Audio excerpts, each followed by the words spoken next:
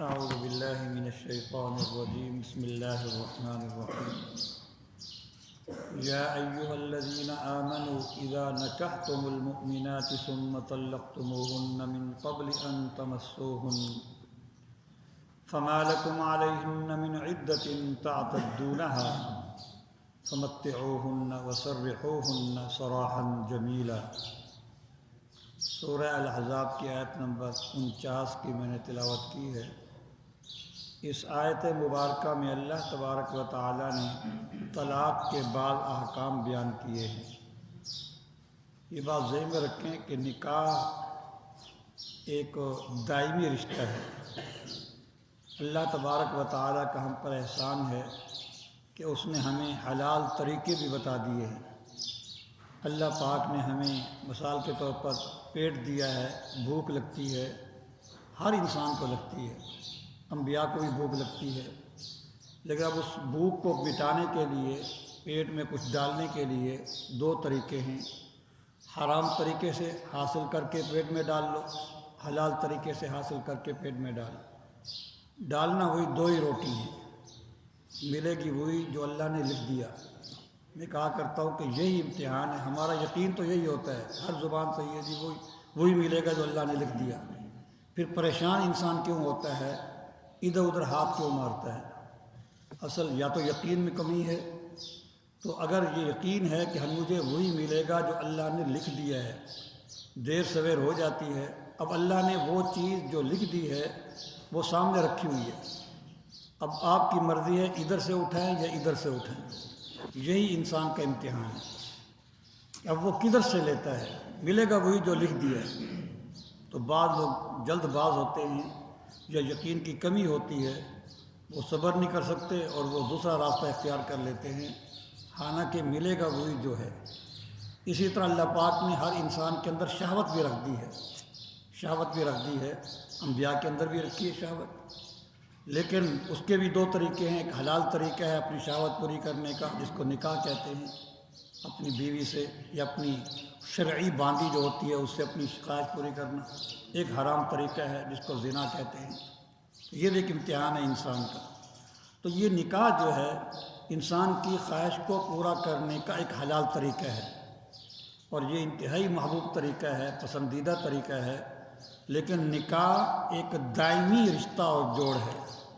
اگر کوئی انسان اس نیت سے کرے، چند دن کی نیت سے کرے، تو اس نے نکاح کا معنی ہی نہیں سمجھا۔ نکاح تو ایک دائمی عمل ہے، دائمی رشتہ ہے۔ چند دن کے لیے نکاح کرنا یہ نکاح نہیں ہوتا، یہ زنا ہوتا ہے، جس کو متع کہتے ہیں۔ یہ زنا ہوتا ہے، نکاح موقت ہوتا ہے، یہ حرام ہے۔ انسان جب بھی نکاح کرے تو وہ دائمی نیت سے کرے کہ ہم نے تو ہمیشہ پوری زندگی نبھا کرنا ہے۔ محسنین غیر مصافحین، نکاح کی مقصد یہ بتایا ہے کہ مقصد عفت اور پاک دامنی ہو،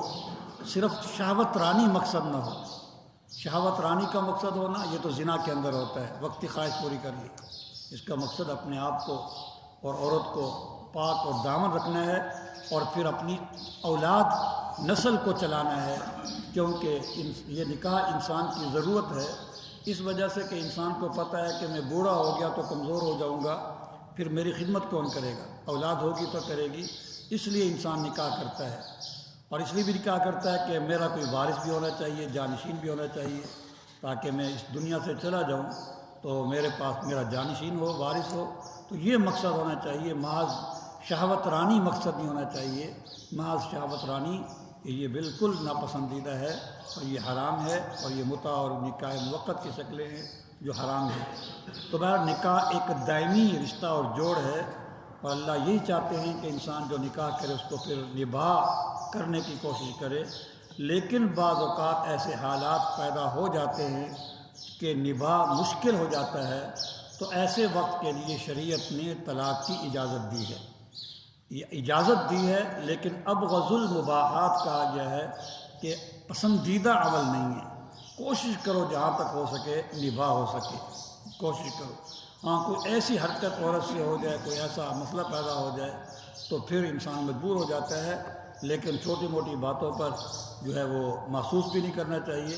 بلکہ جہاں بھی کوئی طلاق کی نوبت آتی ہے تو میں تو کہتا ہوں مرد کا قصور ہے۔ اس کی وجہ یہ ہے کہ چھوٹی موٹی باتوں میں اللہ پاک نے طلاق کا اختیار مرد کو اسی لیے دیا ہے کہ مرد کے اندر تحمل اور برداشت زیادہ ہوتا ہے، عورت کے اندر جذباتیت زیادہ ہوتی ہے،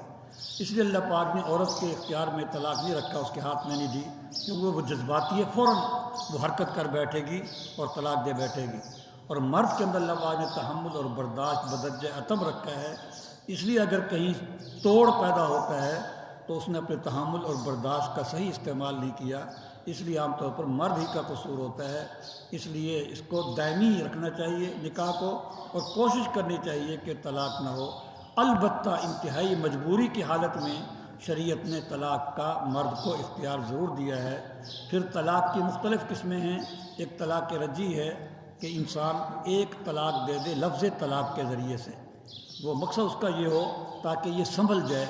اس کو تنبیہ ہو جائے، اپنی جو جس کی غلطیاں ہیں اس سے باز آ جائے۔ اس کا فائدہ یہ ہوتا ہے کہ پھر اس کو جو ہے رجوع کرنے کا اختیار حاصل ہوتا ہے، عدت کے اندر وہ رجوع کر سکتا ہے، اور اس کے لیے عورت کی اجازت اور اس کی خواہش اور اس کی رضامندی کی ضرورت بھی نہیں ہوتی، مرد جب چاہے رجوع کر لے، لیکن عدت کے اندر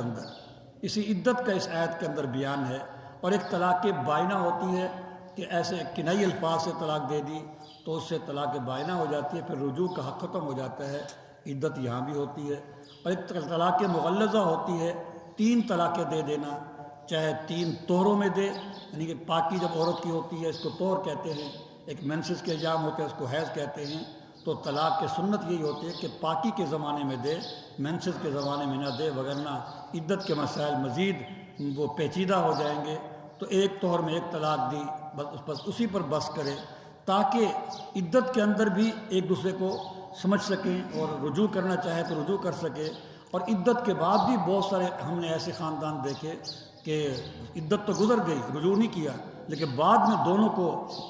شرمندگی ہوئی، پشیمانی ہوئی، تو پھر کسی اور پریشانی کے بجائے آپس میں دوبارہ نکاح بھی ہو سکتا ہے۔ بعض اوقات ایسا بھی ہوتا ہے، غلط فہمیاں پیدا ہو جاتی ہیں، بعد میں احساس ہوتا ہے۔ ابھی پچھلے دنوں بھاولپور میں ایسا مسئلہ ہوا تو بہت سمجھایا، لیکن وہ غلط فہمی تھی خاوند کو، بس پھر بعد میں اس کو احساس ہوا کہ واقعی تو میری غلط فہمی تھی، لیکن اس نے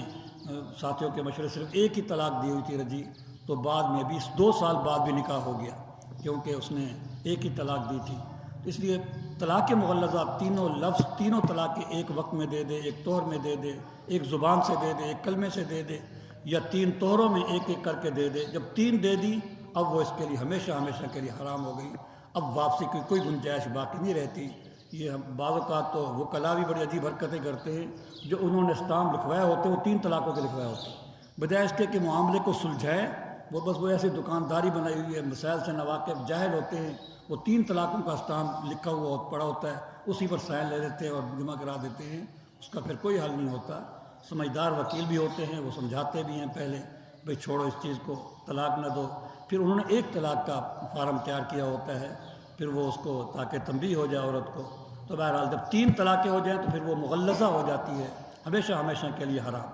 پھر طلاق ہو جانے کے بعد اور مر جانے کے بعد عورت پر عدت واجب ہو جاتی ہے، جس کا اس آیت کے اندر ذکر ہے۔ اگر اس عورت کو مینسز آتے ہیں تو اس کی عدت 3 طہر ہے، 3 طہر یعنی 3 حیض ہے، 3 مینسز، ایک مینسز آ گیا، پھر دوسرا مینسز آ گیا، پھر تیسرے مینسز آ گئے، اس سے اس کی عدت پوری ہو جائے گی۔ اور بعض اوقات عورت ایسی ہوتی ہے کہ بڑی ہونے کی وجہ سے، یعنی کہ زیادہ عمر ہونے کی وجہ سے اس کو مینسز نہیں آتے، اس کو عائسہ کہتے ہیں۔ بعض اوقات چھوٹی ہونے کی وجہ سے بھی نکاح جلدی کر دیتے ہیں، تو چھوٹی ہونے کی وجہ سے بھی بعض اوقات مینسز نہیں آتے، تو دونوں صورتوں میں اس کی عدت، کیونکہ مینسز تو ہے نہیں، اصل تو 3 قروء 3 حیض آنے چاہیے، لیکن جس کو حیض آتا ہی نہیں ہے تو اس کے لیے جو بشرطے کہ وہ حاملہ بھی نہ ہو، کیونکہ حاملہ ہوگی تو پھر اس کی عدت کچھ اور ہوگی۔ تو مینسز اس کو نہیں آ رہے، اس کو طلاق ہو گئی ہے، تو اس کی عدت جو ہے وہ 3 مہینے ہوتا ہے، گویا کہ 1 مہینہ ایک مینسز کے قائم مقام ہے، پھر دوسرا مہینہ دوسرے مینسز کے، تیسرا مہینہ، کیونکہ عورت کو عام طور پر صحت مند صحیح عورت ہو تو مہینہ میں 1 مینسز آتے ہیں، چاند کے مہینے میں 1 ہی مرتبہ اس کو ماہواری آتی ہے۔ اور اگر اس کو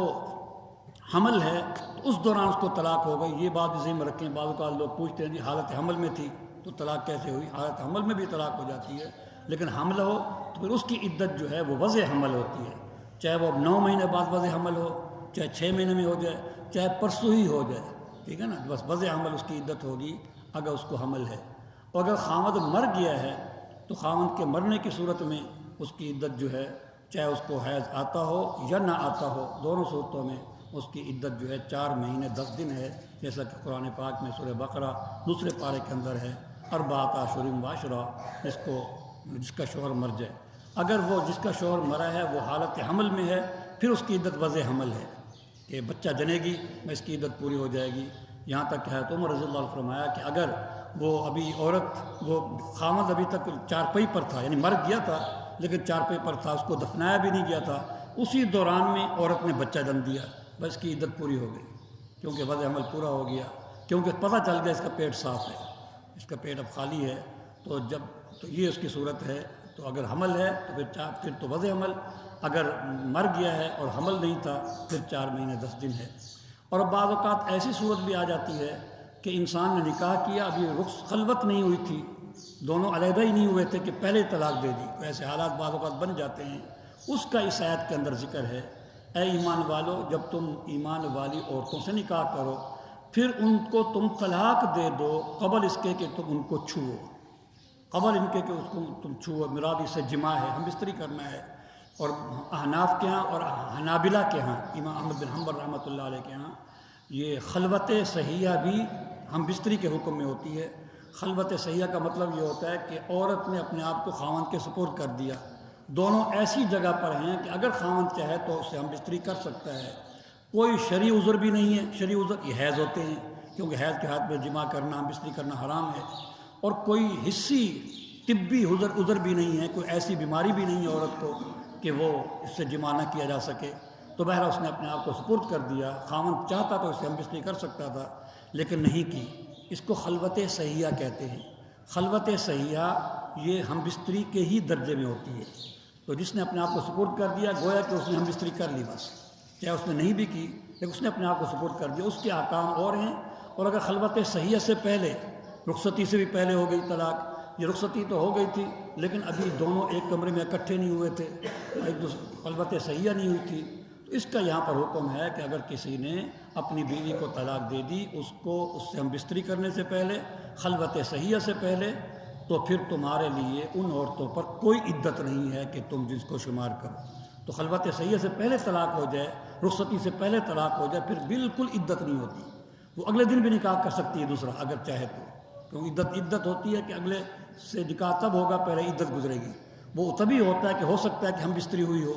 اور کوئی حمل ہو اس کے اندر، بعض اوقات حمل ذرا دیر سے بھی دائر ہوتے ہیں، عورتیں کمزور ہوتی ہیں، ان کے حمل دیر سے ظاہر ہوتے ہیں، تو تاکہ 2 مردوں کا پانی مل نہ جائے، پھر نسب کا مسئلہ پیدا ہو جائے گا کہ بچہ کس کا ہے، پھر بڑی پریشانیاں ہوں گی، اس لیے عدت ہوتی ہے۔ لیکن جس کی خلوت ہی نہیں ہوئی، جس کی رخصتی نہیں ہوئی یا خلوت نہیں ہوئی، تو اس صورت میں تو کوئی مسئلہ ہی نہیں ہے، لہٰذا اس پر سرے سے عدت ہی نہیں ہے کہ جس کو تم شمار کرو۔ ہاں اگر خلوت صحیحہ ہو گئی ہو یا ہم بستری ہو گئی ہو، پھر میں نے بتا دیا اس کے بعد طلاق ہوئی ہے، تو حیض آتا ہے تو مینسز کے ذریعے، حیض نہیں آتا تو پھر جو ہے وہ 3 مہینوں کے ذریعے، اگر پیٹ میں حمل بھی ہے تو پھر وضع حمل ہوگا اس کی عدت جو ہے۔ فمتعوہن، تم نے اس کو خلوت سے پہلے ہی طلاق دے دی تو تم ان کو کچھ سامان بھی دے دو، متاع بھی دے دو، وسرحوہن سراحا جمیلا، اور ان کو تم اچھے طریقے سے جدا کر دو، اچھے طریقے سے۔ مقصد یہ کہ تنگ کرنا مقصد نہ ہو، بعض اوقات انسان جب ضد میں آ جاتا ہے تو طلاق دے کے پھر پریشان کرتا ہے، ہمیں کہ یہ جائز نہیں ہے، ان کو جب تمہیں فارغ کرنا ہے تو اچھے طریقے سے اس کو کیا کر دو، فارغ کر دو۔ یہ جو متاع کا لفظ آیا ہے اس کی بھی پھر کئی صورتیں بنتی ہیں، اگر اس سے نکاح ہوا تھا اور مہر مقرر نہیں ہوا تھا، ایسے ہی مسائل بعض اوقات پیدا ہو جاتے ہیں، یعنی کہ جہالت کے علاقوں میں پتہ بھی نہیں ہوتا، تو فرمایا کہ اگر تم نے ان سے مہر ہی مقرر نہیں کیا تھا اور پھر خلوت سے پہلے ہی طلاق ہو گئی تو پھر ان کو سامان دینا یہ واجب ہے۔ سامان دینا وہ کیا چیز ہے؟ وہ ہے ایک جوڑا ہوگا جس کے 3 کپڑے ہوں گے، بڑی چادر سر سے لے کر پاؤں تک جو اس کو پوری اچھی طرح عورت کو ڈھانپ لے، اور ایک کرتا ہوگا بڑا سارا، اور ایک دوپٹہ ہوگا، اس کو متاع کہتے ہیں۔ یہ واجب ہوگا اگر تم نے اس کا مہر مقرر بھی نہیں کیا اور خلوت سے پہلے ہی طلاق ہو گئی۔ اگر مہر مقرر نہیں کیا تھا لیکن ہم بستری ہو گئی اور پھر اس کے بعد جو ہے، پھر اس کے بعد طلاق ہوئی ہے، پھر مہر مثلی ہوتا ہے۔ مہر مثلی کا مطلب یہ ہوتا ہے کہ اس کے خاندان کی، اس کی چچا کی اور پھپھی کی، ددیال کی طرف سے پھپھی کی بیٹیاں ہوں گی اس کی عمر کی، اس کے حسن و جمال کی، اور اس طرح چچا کی بیٹیاں ہوں گی اس کی عمر کی ہوں گی، اس کے حسن و جمال کی ہوں گی، ان کا جو مہر مقرر ہوا تھا وہ اس کا مہر ہوگا۔ اگرچہ طے تو نہیں ہوا تھا لیکن اب وہی اس کا مہر ہوگا، اس کو مہر مثلی کہتے ہیں۔ اور اگر مہر مقرر ہو گیا تھا پھر اس کے بعد جو ہے ہم بستری ہوئی، ہم بستری کے بعد پھر اس کو طلاق دی گئی، اس صورت میں ہم بستری سے پہلے طلاق دے دی گئی، اس صورت میں آدھا مہر ہوگا۔ اس صورت میں آدھا، اگر مہر مقرر ہوا ہے۔ اگر مہر مقرر نہیں ہوا تھا اور خلوت سے پہلے ہی طلاق ہو گئی تو پھر تو وہ جوڑا ہے، اور وہ جوڑا بھی کیسا ہوگا؟ خاوند کی حیثیت کے مطابق۔ فعد الموسع قدر وعد المقتر قدر، خاوند کی جو حیثیت ہے اس کے مطابق جوڑا دینا پڑے گا۔ اگر مہر مقرر نہیں ہوا تھا لیکن ہم بستری یا خلوت ہو گئی پھر طلاق ہوئی ہے تو پھر مہر مثلی ہوگا۔ اگر مہر مقرر کیا تھا لیکن پھر خلوت سے پہلے ہی طلاق ہو گئی پھر آدھا مہر ہوگا۔ اگر مہر مقرر کیا تھا اور پھر ہم بستری بھی ہو گئی پھر طلاق ہو گئی تو پھر پورا مہر ہوگا جو طے ہوا تھا، جو لکھا گیا تھا۔ اسی کو فرمایا فمتعوہن، جب تم نے ان کو طلاق دے دی ہے ان سے ہم بستری کرنے سے پہلے، خلوت سے پہلے، تو پھر تو سرے سے ان پر کوئی عدت ہی نہیں ہے کہ جس کو تم شمار کرو۔ فمتعوہن، اس صورت میں تم ان کو ایک جوڑا دے دو، متاع دے دو اور ان کو اچھے طریقے